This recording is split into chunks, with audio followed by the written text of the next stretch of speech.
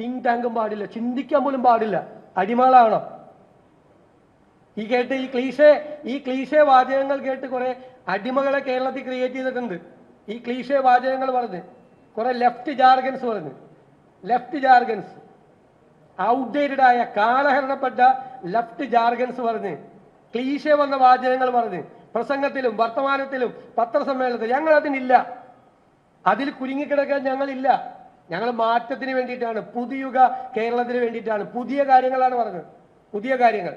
എന്നിട്ട് ലൈഫ് പദ്ധതിയെ പറ്റി ഞങ്ങൾ വല്ല പറഞ്ഞിട്ടുണ്ടോ ഇതിനകത്ത്? ഇനി കിഫ്ബി നിർത്തുമെന്ന് പറഞ്ഞിട്ടുണ്ടോ? കിഫ്ബിയുടെ ഈ മോഡലൊന്നും പറ്റില്ല. കിഫ്ബി ഉണ്ടാക്കി വെച്ചിരിക്കുന്ന ബാധ്യത എത്ര ശതമാനം പലിശയ്ക്കാണ് മേടിക്കുന്നത്? ഓപ്പൺ മാർക്കറ്റിൽ നിന്ന് 9.72 9% മീതെ മുഴുവൻ പലിശയ്ക്ക് പൈസ എടുത്തിട്ട് ആ പലിശയുടെ ബാധ്യത മുഴുവൻ എന്തെങ്കിലും ഒരു വരുമാനം കിഫ്ബി ഉണ്ടാക്കുന്നുണ്ടോ? ഓഫ് ബോറോയിങ് ആണ്, എക്സ്ട്രാ ബജറ്ററി ആണ്, എല്ലാം ഇങ്ങോട്ട് വരുവാണേ. അവസാനം അതൊക്കെ റീസ്ട്രക്ചർ ചെയ്യും. അതൊക്കെ ഞങ്ങൾ വിമർശിച്ചിട്ടുള്ള കാര്യങ്ങളാണ്. അതിനും കൂടിയുള്ള മാൻഡേറ്റ് ആണ് ഞങ്ങൾക്ക് കിട്ടിയിട്ടുള്ളത്. മാൻഡേറ്റ് ഞങ്ങൾ പറഞ്ഞ കാര്യങ്ങളെ കുറിച്ച് ഞങ്ങൾക്ക് ഓർമ്മയുണ്ട് കൃത്യമായിട്ട്.